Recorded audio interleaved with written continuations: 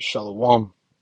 Call Halayim La Yahweh, Ba'asham, Yahweh Shai, Ba'asham, Rachak Wadash.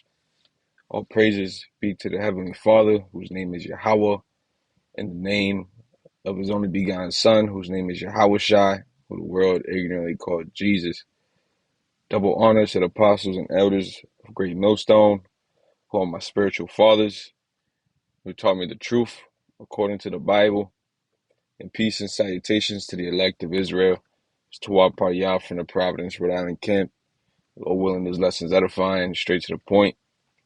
I'm going to go into a bit of history concerning these letters that are from Lachish. Right, we could read about Lachish in the Bible, but this is actually a, a piece of writing from earlychurchhistory.org, and there's many other sources you can go to read about these letters, but this source here is actually pretty informative when it comes to the topic of discussion here. So I'm going to just go ahead and read it and then skip around a bit. Again, no willing is edifying. I don't mean to make this too long either. But it says, Lachish, a ancient city, now is a park in southern Israel, has a very long history, a history of building Lachish, then destruction of Lachish. Lachish is mentioned in the book of Joshua in the Bible. Joshua was in command of the wandering Israelites after the death of Moses. He fiercely fought for Canaan, the promised land the Most High was giving to them, if they could take it. All right, so that's just like an opener, giving some background about basically when when you hear about Lachish. If I go actually gonna go back to this right here, but just typing in uh Lachish, see it pops up in the book of Joshua, right? So we're on about the first time you hear about this land. But let's go ahead and keep going. Skip around. Um, let's see. It shows you where Lachish is. You see there, right in the land of Judah. That's where the southern kingdom was occupying. It says, I'm gonna start right here. As can be seen from just these writings, Lachish and many ancient cities were always targets of attacks by other cities who feared they would attack them, or because a city's army were retaliating for previous attacks. The attacked cities all had to lick their wounds and build again. So it was for Lachish in ancient times. See, the inscription in the ancient Assyrian relief below reads, Sennacherib, the mighty king of the country of Assyria, sitting on the throne of judgment before or at the entrance of the city of Lachish, I give permission for its slaughter. But the righteous Israelite king Josiah rebuilt Lachish. Lachish was fortified as a fortress, a city with lines of mud brick walls on stone foundations. Lachish would protect Jerusalem, would be the lookout which could warn Jerusalem of approaching danger. Seems there was always approaching danger in the dangerous part of the Middle East in those many years. And the main reason for that was because of disobedience to the Heavenly Father. So, Yahweh, he stirred up the minds of the kings in that time period to overthrow the Israelites. And it first started with the Northern Kingdom, which are the Native Americans. And then the Southern Kingdom, which consists of the so-called Negroes, they ended up getting overthrown second. But continuing on, and it says the Babylonians and their king Nebuchadnezzar were on the warpath in the 500s BC. I don't know about that time period, but um, It says, and Jerusalem was his next target.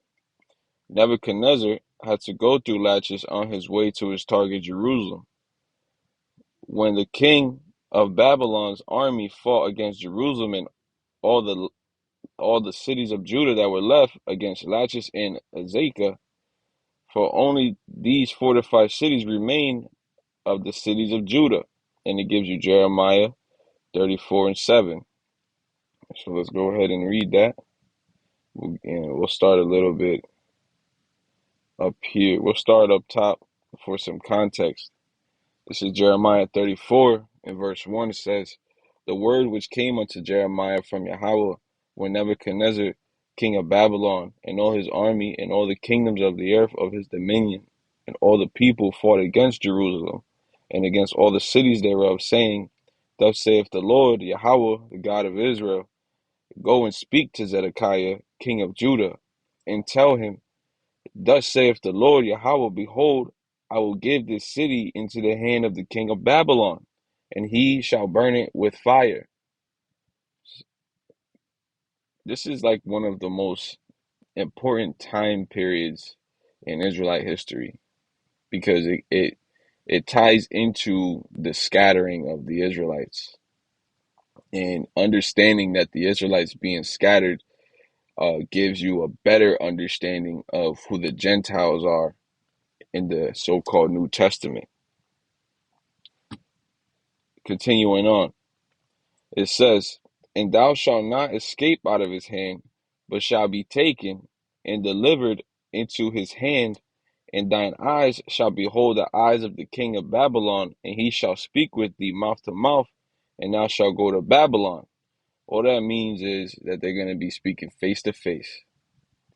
Okay, somebody will probably try to twist it up. See, there's homosexuality in the Bible that's condoned. No, that's not talking about some homosexuality. That's talking about two men being face to face with each other speaking. Verse 4, it says, yet hear the word of the Lord Yahweh, O Zedekiah, king of Judah. Thus saith the Lord Yahweh of thee, thou shalt not die by the sword, but thou shalt die in peace, and with the burnings of thy fathers, the former kings which were before thee, so shall they burn odors for thee. And they will lament thee, saying, ah, Lord, for I have pronounced the word, saith Yahweh. I just want to real quick look into Zedekiah because there were some Judite kings that actually was so-called righteous. Okay. Should have. Strong's H 6667. Sidkiyahu. See, so it says Yahweh is righteous. There's no E's in Hebrew. And that's off. There's no J's in Hebrew either. It says the last king of Judah, renamed from Maaniah by Nebuchadnezzar, son of Josiah by wife Hamutal, placed on the throne by Nebuchadnezzar when he carried his nephew and Joachim in captivity. I want to look something up real quick. Lord willing, we go back to this.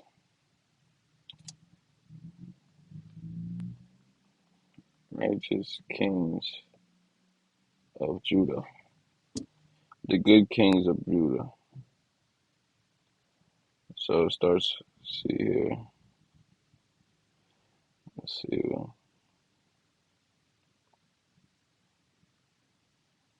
Maybe this will give us a...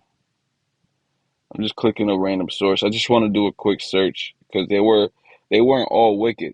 All of the kings weren't wicked. King Josiah, King Manasseh. Kings who started good and then evil. Yeah, I don't think Zedekiah was one of those that was doing right. Let's see if this gives it better. The good kings of Judah.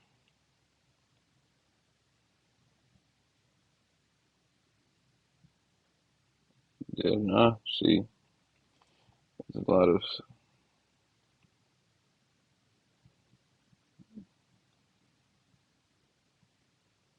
How about this? Let's do this.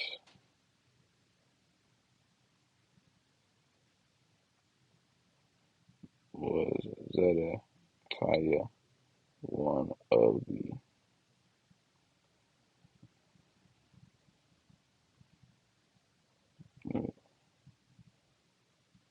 Yeah, Hezekiah.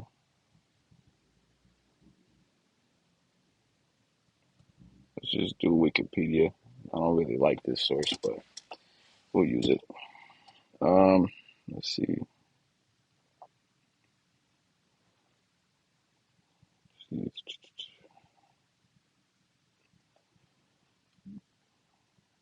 Yeah, well, Zedekiah, he did end up getting spared, essentially, because there's a very gruesome death taking place to the southern kingdom, as well as captivity, you know. But let's go back, continue reading. It says, um, verse 6, Then Jeremiah the prophet spake all these words unto Zedekiah, king of Judah and Jerusalem, when the king of Babylon's army fought against Jerusalem and against all the cities of Judah that were left, against Lachish and against Azekah, for these defense cities remained of the cities of Judah. So, just going into the words of these cities real quick. Strong's H 3923. Lachish. Lachish.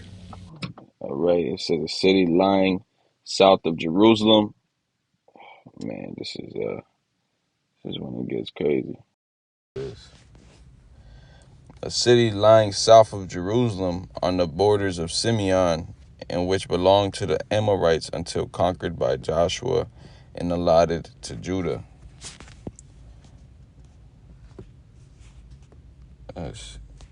Damn.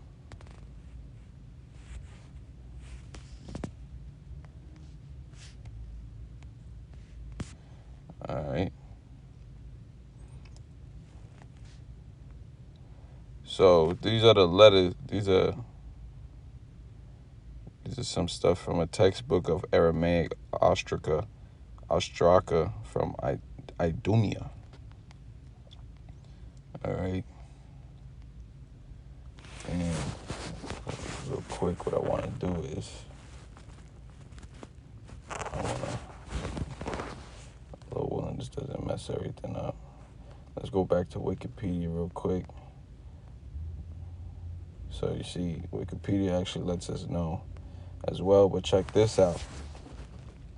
We have the Tetragrammaton of the Heavenly Father here in these letters. See, this is more proof to show that the Israelites were real people. Circular history lines up. Archeology is proving the validity of the Bible. You see, but we know, all right, the true pronunciation of the Heavenly Father's name, and it is Yahweh. Yahweh. Okay? So, we can go into the quick name, because I wanted to go into the names of these cities. Azekah, a town in lowlands of Judah. See, in these lands, so going into Lachish, look at this. You see it there? It's in Palestine, Israel. See?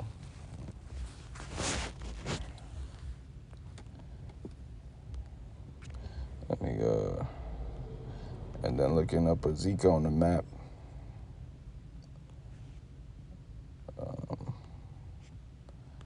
I need a good.